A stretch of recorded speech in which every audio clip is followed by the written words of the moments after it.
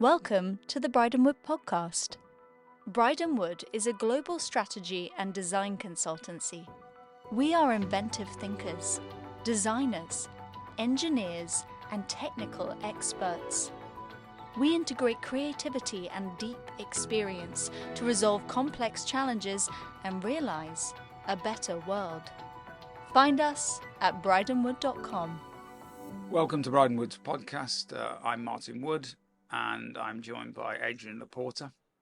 We're here to discuss the hard yards decarbonisation, as we call it, in light of the Climate Change Committee's report to the government, to Parliament today. We are highlighting the fact that whilst the report contains a lot of really valuable ideas, information, and demonstrates the progress since the 1990s in decarbonisation generally of the UK. The challenge now really for net zero is to address some of the much more difficult to reach areas of decarbonisation where electrification, for example, is not the obvious solution, and other solutions are required. So on that point, really, firstly, we should outline what we mean by the hard decarbonisations. Adrian, can you give me some thoughts on? I guess the sectors what we normally mean by hard to decarbonise would include iron and steel, cement, concrete, chemicals, and heavy transport, aviation. So quite a lot to go at. And the reason I guess we are here today talking about it is because we, as Bryden Wood, were involved in significant number of new technologies and investments in the sector of decarbonisation. And the only issue is, whilst that's obviously tremendous to stimulate the development of these new technologies and the scaling of these new technologies, investment in these technologies is a very individually motivated effort.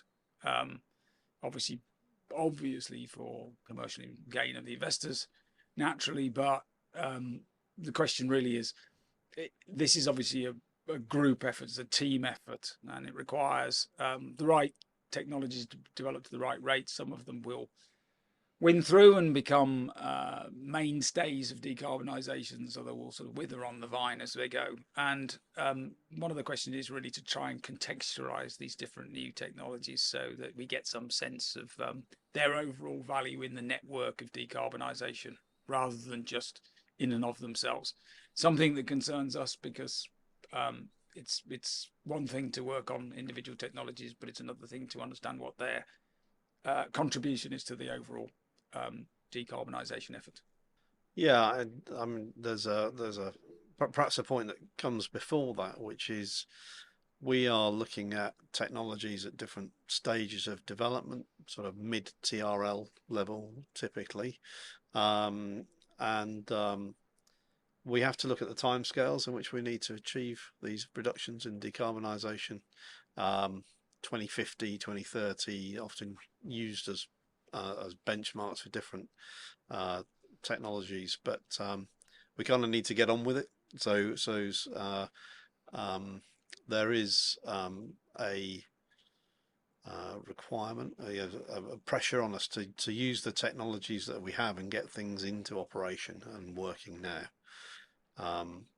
But coming back to your point, we do look at individual companies' technologies, and that's often through the lens of a capital investment. But a lot of these technologies, when we're looking at basic chemicals or fuels, they don't sit very well as standalone investments. So if we look at the current environment for fuels and chemicals, they come from highly integrated refineries, for instance, and that those highly integrated systems have been built up and perfected over decades, over a century, I guess. And when we look at, for instance, aviation fuel coming from a new technology, does it really make sense to look at that as a standalone single product facility, or does it have to be part of an integrated system to be more economically viable?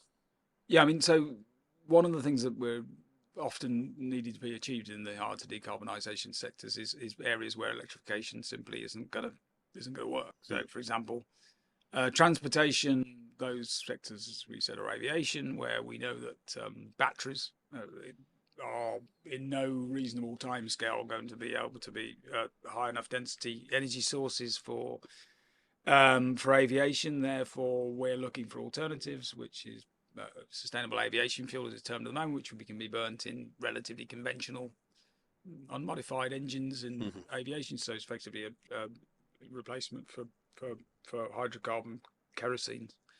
And there's a number of pathways to achieving sustainable aviation fuel.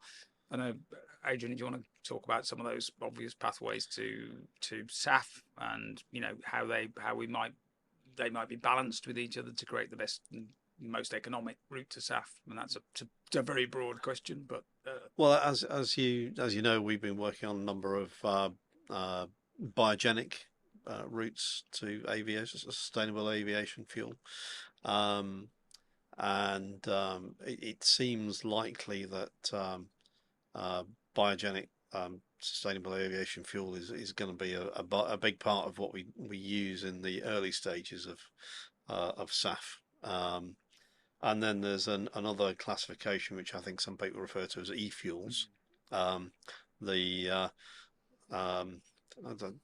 almost magical process of turning CO2 back into useful fuel through the use of fairly liberal amounts of energy, which I think the way I've described that suggests I might be somewhat sceptical about that arena. So to answer your question, yeah, we are looking at different biogenic routes primarily at the moment. And the an interesting factor about all of these biogenic routes is that it's a fundamentally different way of looking at feedstocks. So for all of these sources of carbon, the feedstocks are very widely distributed. So we compared to an oil field, for instance. So we have a new paradigm of technology deployment or plant deployment that we have to understand. So because we have to collect all this material together to process it and turn it into fuel, and that's an economic dimension that we haven't had to think about, I think, with conventional fuels. Well, yeah, it's quite interesting. You mentioned the e-fuel argument, because a lot of these pathways to decarbonisation just require a vast amount of energy to be poured into the process in the first place. And the assumption is that energy is all green energy. It's been obtained from sustainable, it's been obtained from renewables or a nuclear plant or some decarbonised energy source. And that's one of the things that is not necessarily being contextualised that well. Is okay, it's fine to decarbonise, but actually where are those power sources coming from, and would they actually just remove those power sources from where they should be being used to in a more conventional and typical way to, for example, light and heat people's homes or for transportation, car charging, etc., etc. So it's coming from somewhere, and unless there becomes a huge surfeit of renewable energy, then it's going to be quite difficult to justify the use of that energy for the production of, say, an e-fuel for aviation. It seems to us at the moment, and that's partly where some of our cynicism comes from. It's interesting with aviation fuel because it's being mandated, at least by the EU. Yeah. The percentage use of carbon neutral fuels within sustainable aviation fuel, and therefore that's stimulated by that, which is a collective governmental action.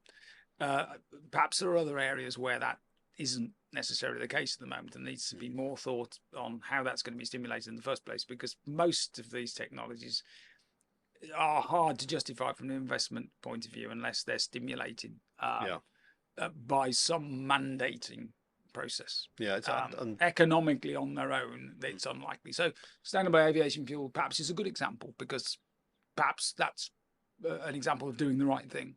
Yeah. But I think there are other areas where are quite significant. Perhaps people don't realise the carbon impact of those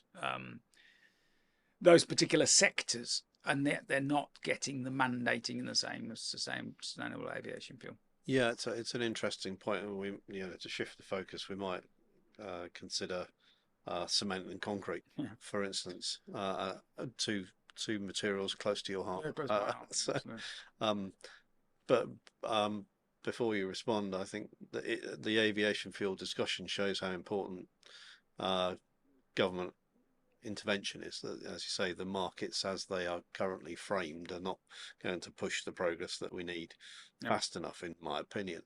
So these are big problems and complex societal and economic problems. So therefore, it does require public sector action, as well as to frame those markets and push them in the right direction. So if we take cement and concrete, for instance, what intervention might be needed? Well, I mean that's really it's just almost like how you design mandates to have the best effect. Yeah.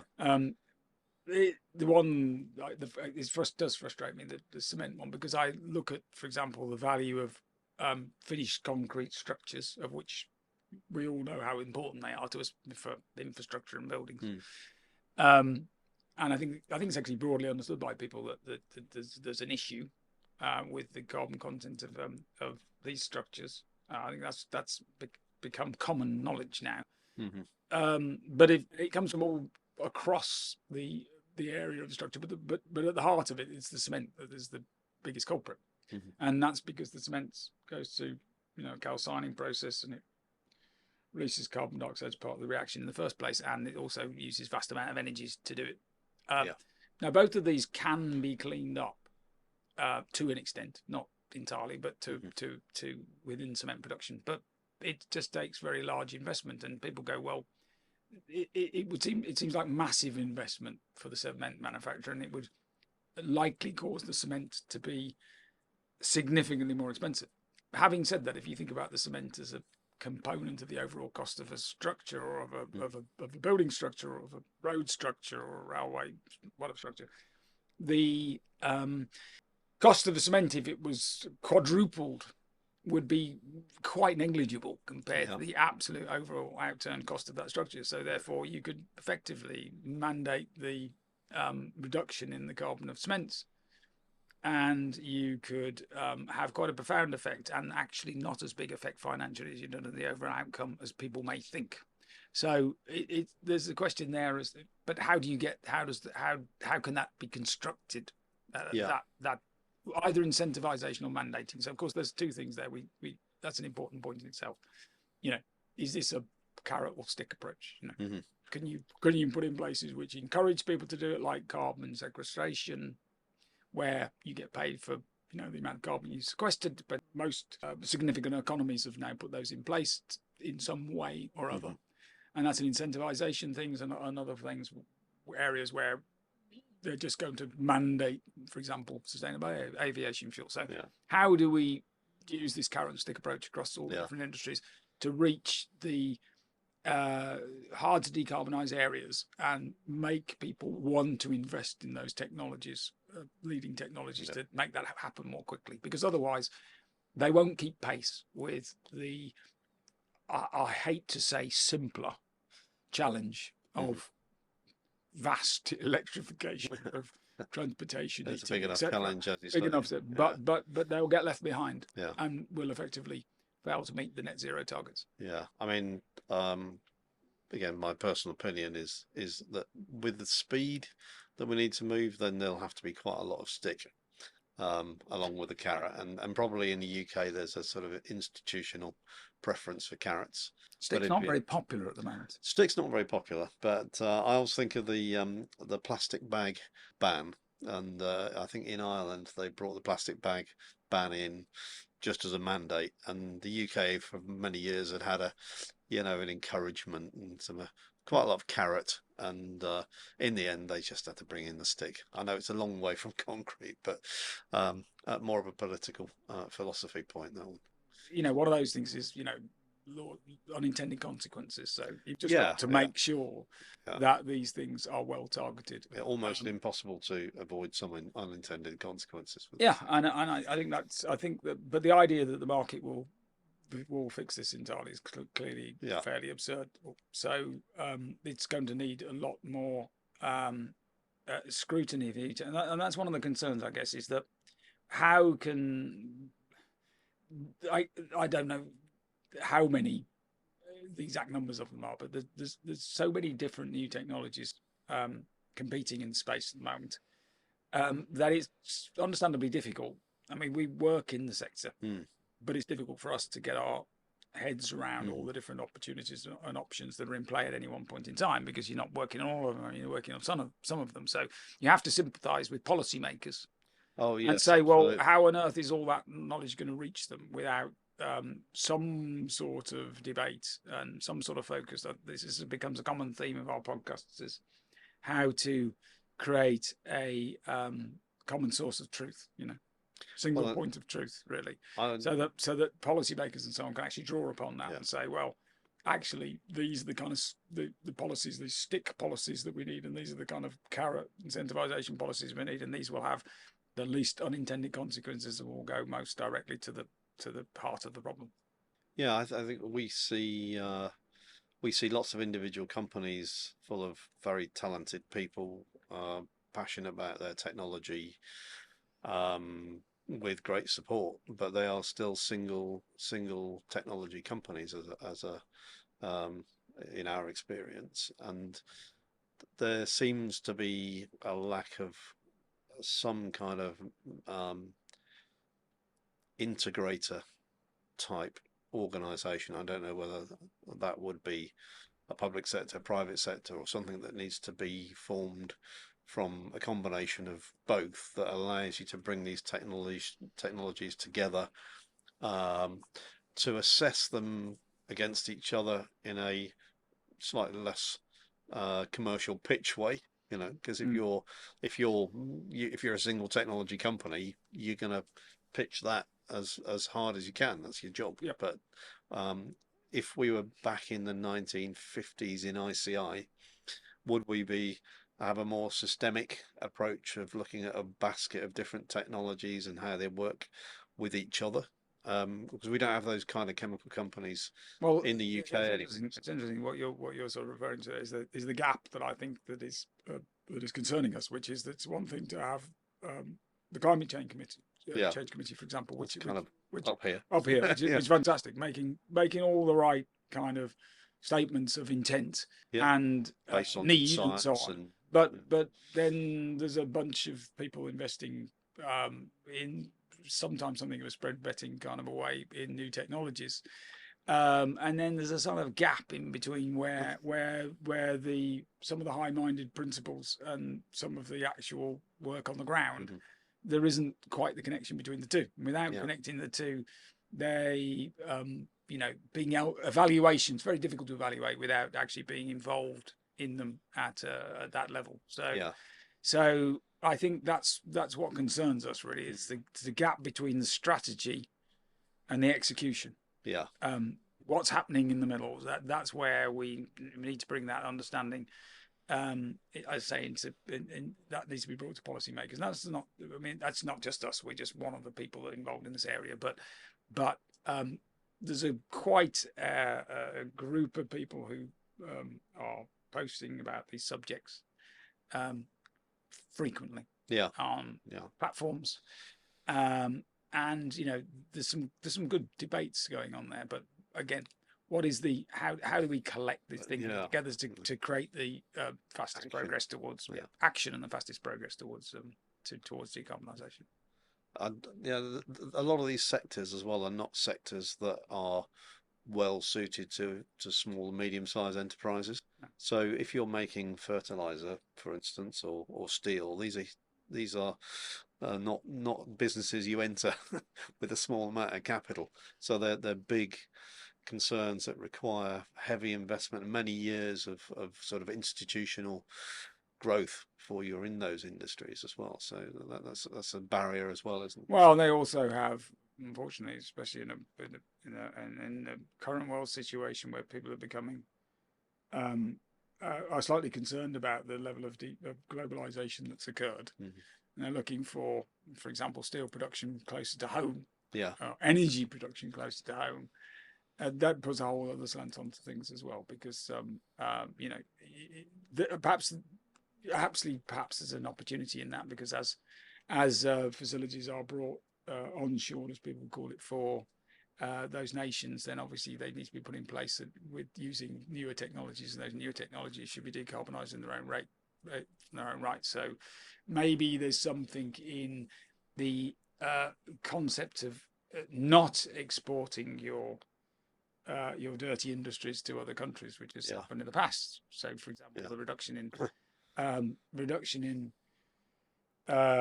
emissions of the UK since the 1990s, which the Climate Change Committee referred to in their reports today, is great. But part of that's been achieved by just basically exporting some of your manufacturing industries to other countries, and where the emissions actually may be more extreme than they were originally in the UK. It's not an accusation, just probably a fact. That's not really a way of addressing the problem properly. So I think if a certain amount of security related onshoring is going to occur, then at least it should occur in a way which has a better carbon profile this time around. I mean, that opens up an interesting technical topic about scale and multiplication, which is something we talk about a lot here, and finding the right scale and ways to systemize or modularize technologies is an interesting dimension to this problem, particularly given the feedstock distribution issue that I raised earlier. Well, there's an interesting point about. I mean, this is almost a too broad a topic, but there's a whole topic of the carbon, the transportation carbon impact of having super globalized industries where it's been largely done in one or two or three locations around the globe, and then it's been distributed from that particular location. I mean, steel's a good example. It's not like it's a light material or easy material, particularly to transport. It's just that the investment in the blast furnaces in the first place is so high. So whether there is going to be, generally speaking, a greater drive towards distribution of energy in production, that therefore sort of implies a scaling out of technologies rather than a scaling up of technologies, or whether there's going to be just on the basis of because normally the technology economically, some of these technologies economically, most of them react favourably to scaling up. So you just go for bigger and bigger and bigger plants, effectively. It's kind of like the refinery model you mentioned earlier. That needs to be slightly called into question by both the carbon required in transportation. Transportation will be going to get more difficult in a low carbon way. And it's also called into question by perhaps being honest about how the sort of tectonic plates of global politics are going to work in the future, and security of some of these critical energy and material infrastructures. And I think John Dyson's preparing a blog at the moment on the subject of scale and economics. So today was really a scene-setting conversation about trying to contextualise the hard to decarbonise areas that maybe are outside the immediate public perception of, for example, electrification of heating or transportation and so on. And what we will be doing in further podcasts is to take a bit more, slightly deeper dive into things like cement, agrochemicals, sustainable aviation fuels, and we'll introduce guests with more knowledge on the subject than us in many instances to discuss those with us.